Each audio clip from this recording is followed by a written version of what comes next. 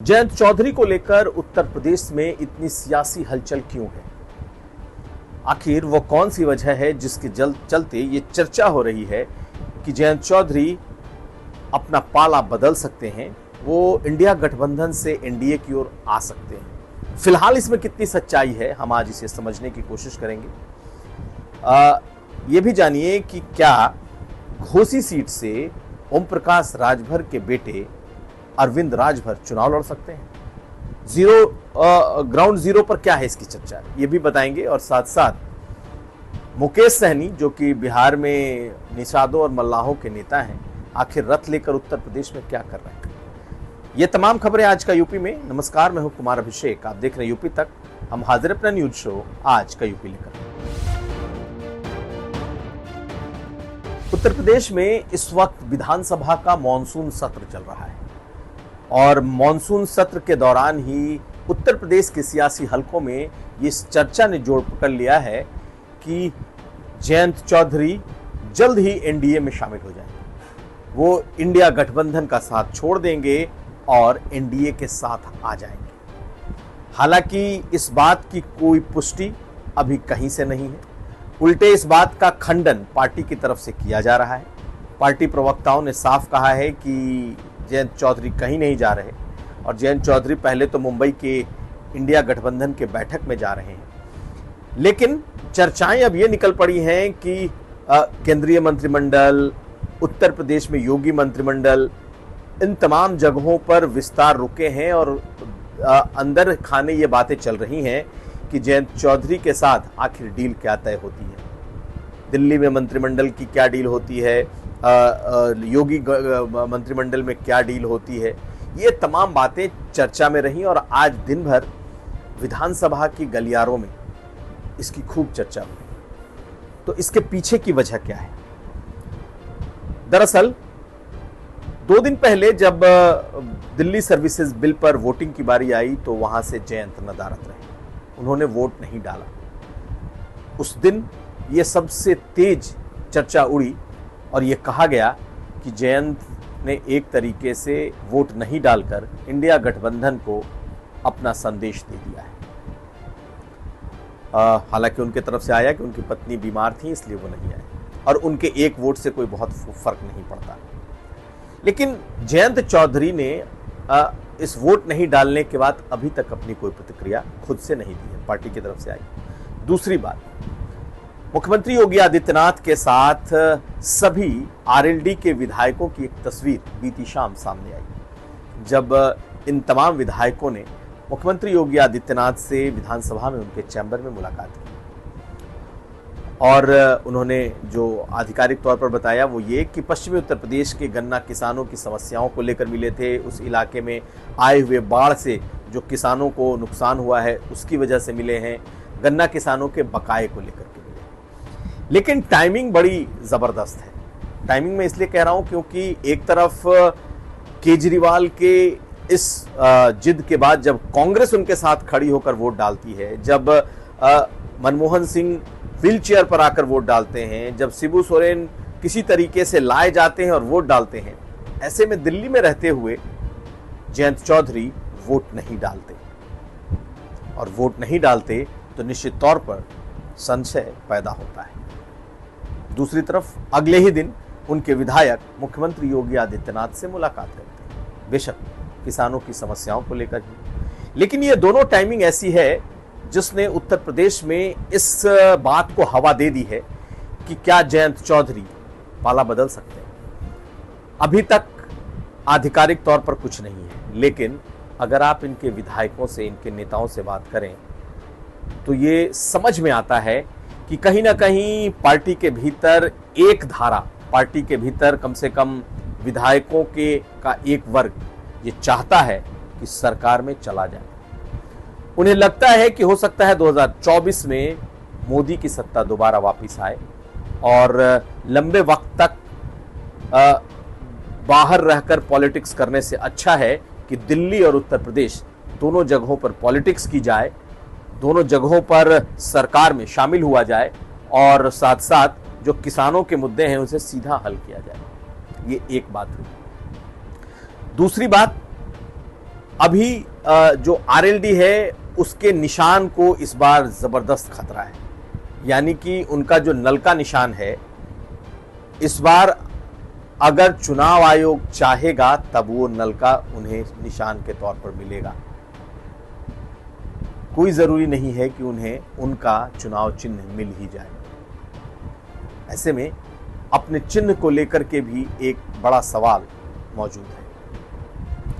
और दूसरी बात इसके साथ साथ ये भी है कि जयंत चौधरी इस बात की चर्चा चाहते हैं कि उन्हें लेकर एक चर्चा बनी रहे कि वो कभी भी एनडीए के साथ जा सकते हैं। और इसका फायदा क्या है? दरअसल इसका फायदा यह है कि उनकी बार्गेनिंग पावर काफी बढ़ जाएगी। उत्तर प्रदेश में अखिलेश यादव भी दबाव में होंगे, कांग्रेस पार्टी भी दबाव में होगी और गठबंधन भी दबाव में होगा। और ये दबाव वो चाहते हैं, क्योंकि जब जब उनके पाला बदलने की खबरें उड़ती हैं जयंत चौधरी कभी उससे इनकार करते नहीं दिखते, और अगर कभी करते हैं तो बहुत ही सॉफ्ट तरीके से।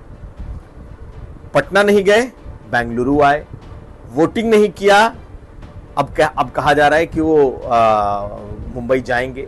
उनके विधायकों ने यहां मुलाकात की, लेकिन वो चाहते हैं कि चर्चा चलती रहे कि जयंत चौधरी कुछ भी फैसला ले सकते हैं। और इसके पीछे की एक वजह है कि जयंत चौधरी निश्चित तौर पर इस बार पश्चिमी उत्तर प्रदेश में सियासत का और यूं कहें कि सीटों का बड़ा हिस्सा चाहते हैं। उनकी तरफ से समाजवादी पार्टी को एक तरीके से दबाव दिया गया है या बताया गया है कि 12 सीटों से कम नहीं लड़ेंगे और 10 सीट तो कट ऑफ मार्क है, यानी कि 10 सीट के नीचे नहीं। तो ये एक दबाव का भी काम करेगा। लेकिन जो बात अंदर से छन कर आ रही है वो ये कि जयंत चौधरी भी चारों राज्यों के चुनाव का इंतजार कर रहे हैं। और जब चारों राज्यों के विधानसभा चुनाव हो जाएंगे उसके बाद जयंत चौधरी कोई फैसला ले सकते हैं। क्योंकि एक बात जयंत चौधरी ने बड़ी साफ कही है कि वो अपना फैसला उनका कुछ हो मायने नहीं रखता, पार्टी क्या फैसला करती है, उनके पार्टी के नेता क्या चाहते हैं, उनके लोग क्या चाहते हैं, ये बेहद अहम है। और किसी के साथ जाने का फैसला उनकी पार्टी करेगी। तो ये एक बहुत बड़ी ऐसी बात है जो इस तरफ इशारा करती है कि जयंत चौधरी आने वाले वक्त में तो कोई फैसला ले सकते हैं, लेकिन अभी जितनी चीजें दिख रही हैं दरअसल ये सब एक बड़ी भूमिका का हिस्सा है। अब चलते हैं अगली खबर की तरफ। अब बात घोसी उपचुनाव की। जी हाँ, घोसी उपचुनाव 5 सितंबर को है। 8 को इसके नतीजे आएंगे। दारा सिंह चौहान की खाली की हुई सीट है और अब चर्चा इस बात की तरफ मुड़ी है कि क्या दारा सिंह चौहान की बजाय ये सीट ओम प्रकाश राजभर को दी जाए। क्या ओम प्रकाश राजभर को यहां से चुनाव लड़ाया जाए। एक खतरा यह जरूर मौजूद है बीजेपी के सामने कि दारा सिंह चौहान ने जब इस सीट से इस्तीफा दे दिया है तो महज कुछ महीनों के भीतर दोबारा दारा सिंह पर दांव लगाना क्या सही है। दारा सिंह चौहान क्या खुद चाहते हैं कि वो इस्तीफा देकर तुरंत जाएं? जनता को क्या मुंह दिखाएंगे। लेकिन जिस तरीके से इस वक्त ओम प्रकाश राजभर अचानक सक्रिय हुए हैं, खास करके घोसी के उन इलाकों में जहां उनका बेल्ट है, जहां उनकी तादाद है, और ये माना जा रहा है कि कहीं ना कहीं ओम प्रकाश राजभर को भी ये इंडिकेशन है कि तैयार रहो, टिकट कुछ भी हो सकता है। दारा सिंह चौहान को बीजेपी लड़ाना चाहती है क्योंकि वो एक वाटर टेस्ट भी करना चाहती है, लेकिन वो ये सीट कतई हारने के मूड में नहीं है। अगर 2024 के पहले बीजेपी ने ये सीट गंवा दिया तो बहुत बड़ा नुकसान हो जाएगा, ये बीजेपी को मालूम है। और ये भी बड़ी बात है कि बीजेपी के पास दारा सिंह चौहान से बड़ा चेहरा है भी नहीं। ऐसे में क्या कोई राजभर वहां से चुनाव लड़ेगा। चर्चा है कि यह सीट ओम प्रकाश राजभर के बेटे अरविंद राजभर को दी जा सकती है और अरविंद राजभर यहां से चुनाव लड़ सकते हैं। तो ये एक नए सियासी समीकरण के तौर पर, ये नए कह सकते हैं कि एक पॉलिटिकल प्लॉट की तरह अचानक से पिछले 2-3 दिनों में उभरा है। और ये बात खास करके घोसी में काफ़ी ज़्यादा चर्चा में है। अगर ओम प्रकाश राजभर लड़ते हैं तो समाजवादी पार्टी क्या करेगी? तब हो सकता है समाजवादी पार्टी सुधाकर सिंह की जगह किसी चौहान को लड़ा देगी, क्योंकि अगर दारा सिंह चौहान लड़ेंगे तो सुधाकर सिंह का लड़ना लगभग तय है। और अगर ओम प्रकाश राजभर लड़ेंगे या राजभर अपने बेटे को लड़ाते हैं, तब समाजवादी पार्टी कोई नया खेल करेगी और वो भी वहाँ पिछड़ा के सामने किसी पिछड़े चेहरे को लाएगी, ये लगभग तय है। तो इस पर हमारी नज़र बनी रहेगी। लेकिन ग्राउंड जीरो यानी कि जो ज़मीनी हालत है वो ये कि घोसी में ये चर्चा चल रही है कि हो सकता है कि ये सीट ओम प्रकाश राजभर अपने बेटे के लिए ले ले और ये चुनाव वो लड़ गए। खैर, इस पर हमारी नजर बनी रहेगी। बढ़ते हैं अगली खबर की तरफ। अब एक खबर बिहार के उस नेता की जो इन दिनों उत्तर प्रदेश में खाक छान रहा है। जी हां, नाम है मुकेश सहनी।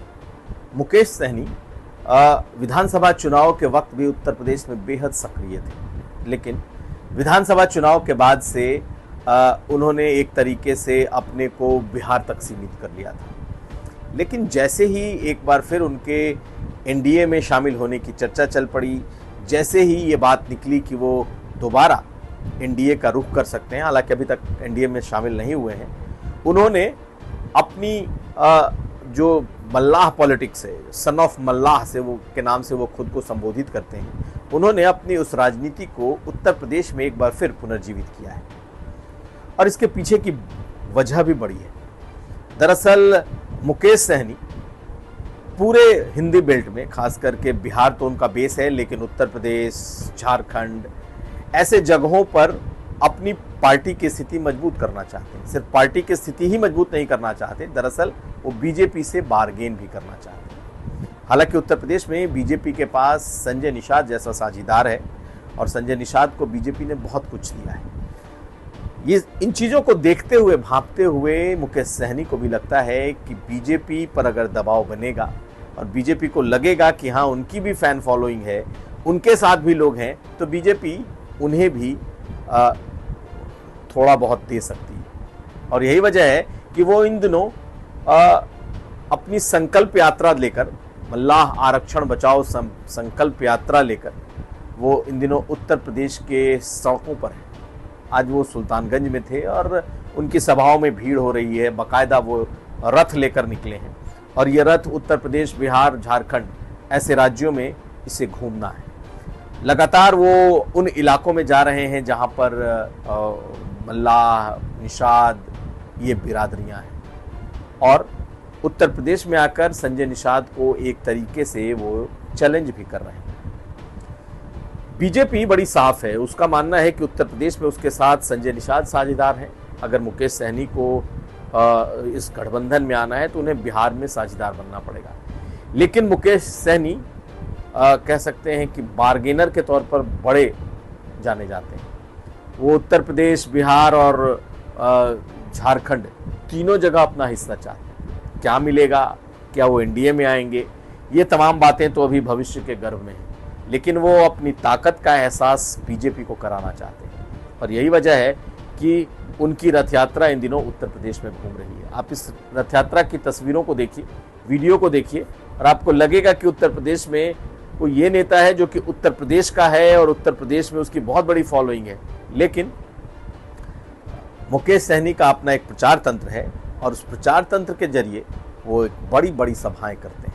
आप इन तस्वीरों से अंदाज़ा लगा सकते हैं कि मुकेश सहनी इस वक्त उत्तर प्रदेश में क्या कर रहे हैं। वो चाहते तो उत्तर प्रदेश, बिहार और झारखंड तीनों जगह हैं, लेकिन अगर वो बीजेपी से बार्गेन कर रहे हैं तो वो तीनों जगहों पर अपनी उपस्थिति दिखाना चाहते हैं। क्या बीजेपी उनके इस दबाव में आएगी, ये बड़ा सवाल है। लेकिन मुकेश सहनी अपने नाम के हिसाब से, मुकेश सहनी हमेशा से ऐसे बड़ी बड़ी सभाएं, बड़े बड़े सेट के तौर पर वो काम करते रहें। ऐसे में वो अपना प्रभाव इस माध्यम से छोड़ना चाहते हैं, दिखाना चाहते हैं। देखना यह है कि क्या बीजेपी उनके इस दबाव में आती है या नहीं। तो ये तमाम बातें आज का यूपी में थीं। हम कल फिर हाजिर होंगे नए खबरों के साथ। तब तक के लिए हमें दीजिए इजाजत। नमस्कार।